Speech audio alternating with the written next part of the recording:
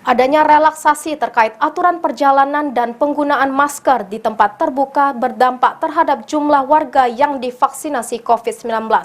Data dari Dinas Kesehatan Lubuk Linggau menunjukkan adanya penurunan jumlah jika sebelumnya permintaan vaksin di satu gerai bisa mencapai 60 orang.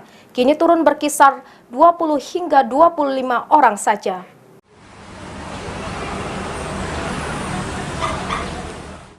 Pasca libur lebaran, vaksinasi ketiga atau booster di kota Lubuk Linggau baru mencapai 13,56%.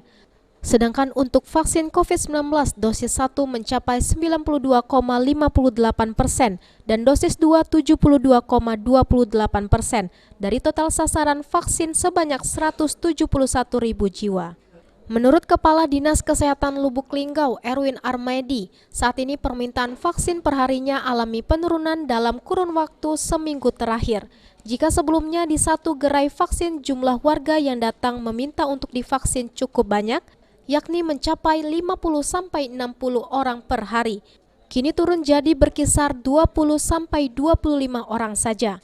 Penurunan permintaan vaksin ini terjadi merata di seluruh gerai vaksinasi seperti di Taman Olahraga Silampari, pusat perbelanjaan modern dan juga puskesmas. Hal itu diduga karena adanya pelonggaran atau relaksasi oleh pemerintah, berupa diperbolehkannya tidak menggunakan masker di tempat terbuka, serta pembebasan tes COVID bagi pelaku perjalanan.